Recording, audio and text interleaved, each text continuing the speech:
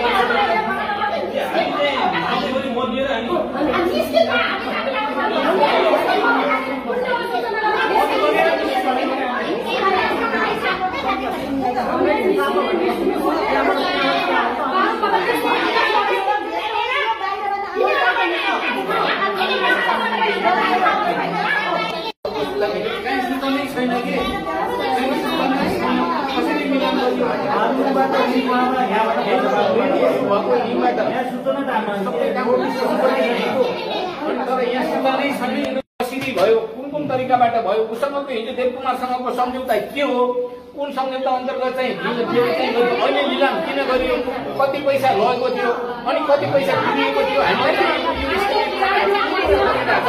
हामीले यति कुरा खोज्दाखेरि पनि हामीलाई 1000 बिहानदेखि तम दिएको 50 पटक आइसक्यो हामी।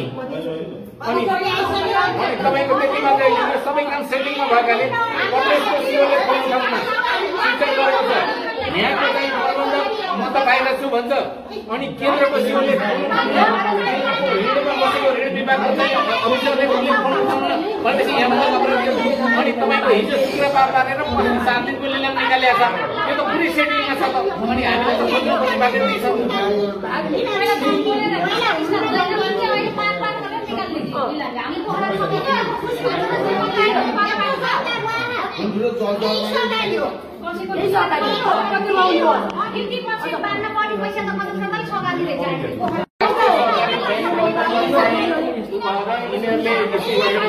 आज पनि मतदाताले क्यारेछन् भनेदेखि चाहिँ सबै सहकारीहरूले नै छैन भने अरूले किन ल्याउने यहाँ पैसा, अरू हामी अरू सबै सहकारीलाई मतदाताहरू पनि यसलाई हामीले आधार मानेर सबै सहकारीले पैसा यहाँ जम्मा गरिराखेका छन्। यसरी सहकारीले जम्मा गर्ने त्यो सहकारीले यस्तो लुटतन्त्र मचायो भने आज आम पब्लिकको भोलिको दशा के हुन्छ? भोलिको दशा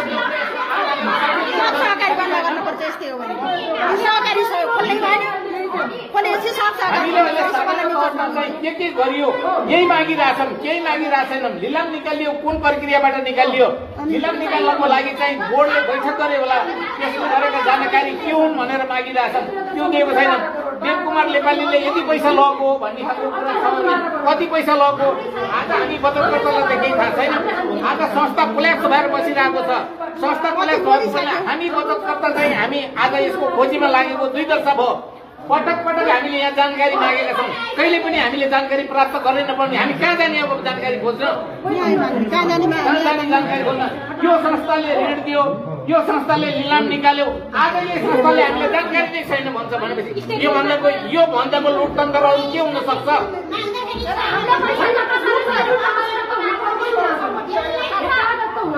नियम त सबै गर्ने बरोबर हामीले अप्ठ्यारो केही पनि गरेका छैनौँ। हामीले यति मात्रै भनिरहेका छौँ, हामीलाई यो चाहिँ सूचनाको हक प्राप्त गर्ने अधिकार आम सबै नागरिकलाई छ। यी नागरिकले पाउनुपर्ने, त्यसमाथि पनि हामी यो इमेज सहकारीका पीडितहरू हौँ।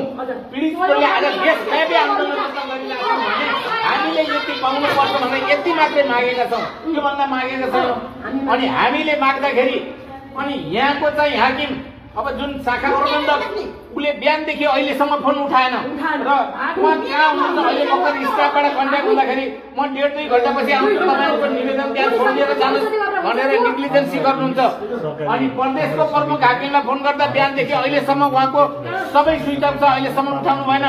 केन्द्रमा सिओ भएर बसेको बद्री कुराकाई केन्द्रमा सिओ भएर बसेको बद्री कुराकाईले फोन उठाउँदैन। केन्द्रमा जसले लिलाम निकालेर बसिरहेको छ भरत भन्ने, त्यो भरत भन्ने 1 नम्बरको डाका हो। उसले हिजो पनि त्यो मिलमतमा यसले चाहिँ लिलाम गराएको थियो, आज उसले पनि फोन उठाउँदैन भनेपछि तलदेखि माथिसम्म सेटिङ रहेछ भन्ने खालको कुरा त सर्वना भइरहेको छ हामीलाई। त्यसो हुँदा हामीले यदि आफ्नो चिज माग्दाखेरि हामी यसरी डुबेका बचतकर्ताले आफ्नो हक अधिकारको चिज जानकारीसम्म माग्दा पाइँदैन भने आम नागरिकले कसरी यो राष्ट्रिय सहकारी ब्याङ्क भनेर यसलाई विश्वास गर्ने? यसको विश्वास छैन। यो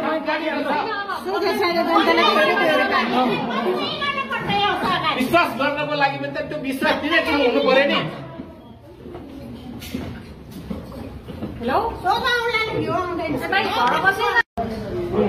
अस्ति एउटा मिलोमतोमा चाहिँ अहिले पनि मिलोमतोमा चाहिँ मूर्ति दानको तपाईँको चाहिँ 1 अरब पर्ने अहिले पनि 12 करोड यिनीहरूले केही पनि जानकारी छैन। सूचना बोर्डमा पनि हामीले चाहिँ बाहिरबाट सूचना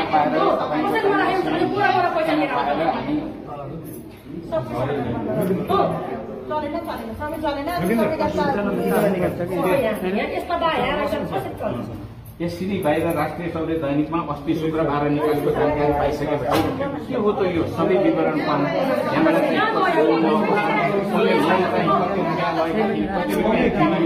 आधारले चाहिँ अब अहिले लिलाम निकाल्दैछ, अस्ति पनि कसरी निकालियो यो सबै जानकारी पाउनु न त यहाँ बोर्डमा सूचना छ न त यहाँ जानकारी छ। अनि त्यसपछिबाट चाहिँ हामीले यहाँको चाहिँ जुन प्रबन्धक हुनुहुन्छ उहाँलाई फोन गर्न खोज्दा म त गाउँतिर छु, म त फिल्डमा छु, म आउन त 2-3 घण्टा लाग्छ। अनि तपाईँहरू निवेदन दिएर छोडेर जानुहोस् भनेर नेग्लिजेन्सी गर्नुहुन्छ। अरू स्टाफहरूलाई केही पनि थाहा छैन। पोखराको सिओलाई फोन गर्दा फोनै उसको स्विच अफ छ। काठमाडौँमा चाहिँ यिनीहरूको सिओलाई र असिस्टेन्टहरूलाई जसले लिलामको व्यवस्थापन गर्ने हो उसलाई सुधा उनीहरूले फोनै उठाउँदैनन् भनेपछि यहाँ भन्दाको लापरवाही अपराध यो भन्दाको के हुन्छ? मान्छेले विश्वास गर्ने बाग्लुङको केही पनि छैन। तर यहाँ के लेखिएको छ, यहाँ के लेखिएको छ सबै शाखामा चाहिँ फर्म पाउनुहुन्छ भनेर लेखिएको छ। यहाँ यिनीहरूले केही पनि जानकारी छैन। हामीले चाहिँ अब हामी यहाँ आएर मागेको भनेको यही हो, सूचनाको हक चाहिँ प्राप्त गर्ने पाउँ, यी चिजहरू डकुमेन्ट पाउँ। अनि यसमा पनि तत्कालीन चाहिँ देवकुमार नेपालले कारागार मार्फत सबै कुरा गरेर कारागार मार्फत उनले पनि मागे, उनले पनि पाएन। हामीले माग्यौँ हामीले पनि पाएनौँ भनेपछि यो ब्याङ्क हो भनेर यो राष्ट्रिय सहकारी ब्याङ्क हो भनेर विश्वास गर्ने ठाउँ हो कि यो चाहिँ ठगतन्त्रमा चाहिँ यसको प्रमुख मान्छे पनि सहकारी ठगेर जेलमै छ, यहाँहरूलाई थाहा होला। अनि जुन चाहिँ किनभने 8 अरब चाहिँ ठगेर प्रमुख मान्छे जुन उठ्यो अहिले बिचमा फेरि अर्को भएको छ।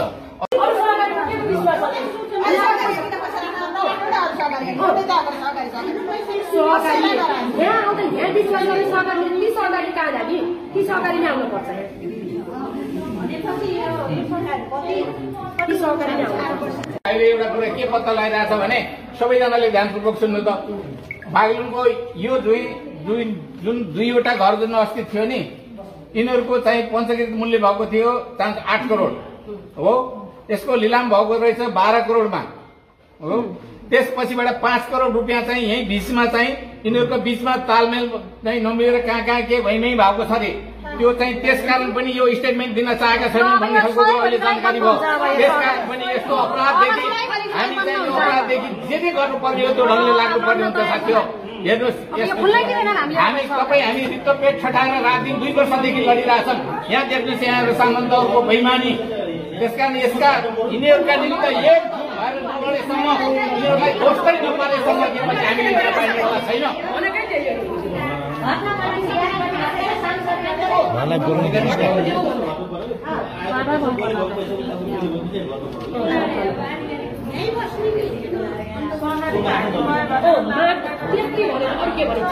दुईवटा घर तीनवटा घर लिलाम भएर पैसा आइसकेपछि कति पैसा आयो, कति तिर्न बाँकी छ, हामीले खोजेको यही हो। तिर्न खोजेको पैसा त्यस कारण चाहिँ अब यो हामीले के गरेर तिर्न सकिन्छ भन्ने खालको कुरामा हामीले त्यो छलफल गर्ने भनेर बिहानदेखि यहाँ लागिराखेको छ, अहिलेसम्म पाइँदैन। भिडियो खिचाएर अहिले बल्ल टाइम आसुचना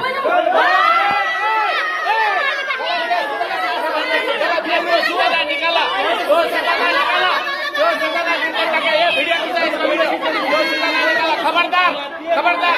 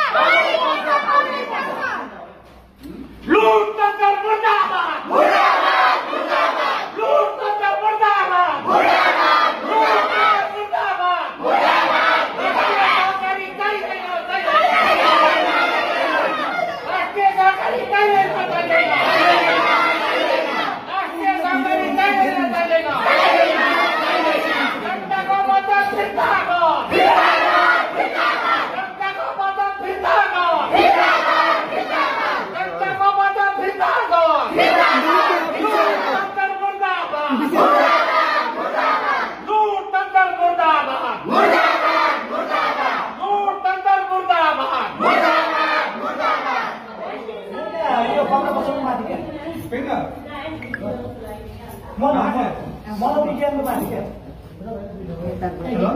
गरियो फेरि अहिले निलो मतमै झन्डै 1 अरबको सम्पत्ति 12 करोडमा निलाम गर्ने तय गरियो। तय गरिसकेपछि हामी यो सूचनाको हकमा आयो र कतै सूचना नराखिकन यहाँको चाहिँ हामीले प्रबन्धक आज फिल्डमा छु म बाहिर छु भन्छ। पोखरामा सोद्धा पोखराको चाहिँ सिओले सोद्धा उसले फोनै उठाउँदैन। काठमाडौँमा चाहिँ उसले फोनै उठाउँदैन। त्यो ऋण विभागको मान्छे छ उसले फोनै उठाउँदैन। यहाँ कहीँ कतै सूचना छैन। सौर्य दैनिक भन्ने एउटा सानो पत्रिकामा सूचना निकालेर फेरि पनि उठ्न लागेको छ भनेपछि यो निष्पक्षदेखि हामी सबै सावधान रहनुपर्ने छ। हामी निरन्तर रूपमा खाली पेट खटाएर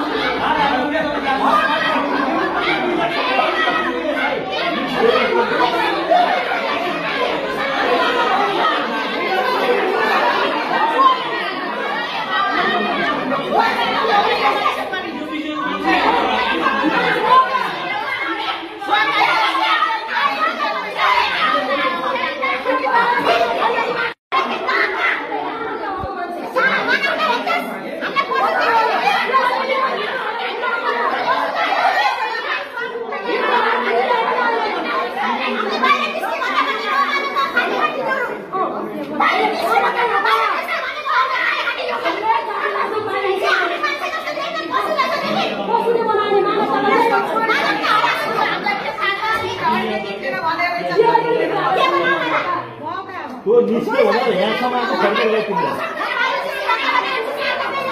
अहिले फेरि निस्किन भने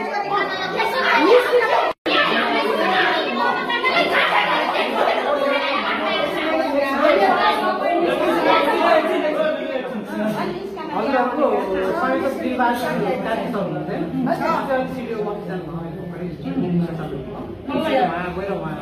हुँदै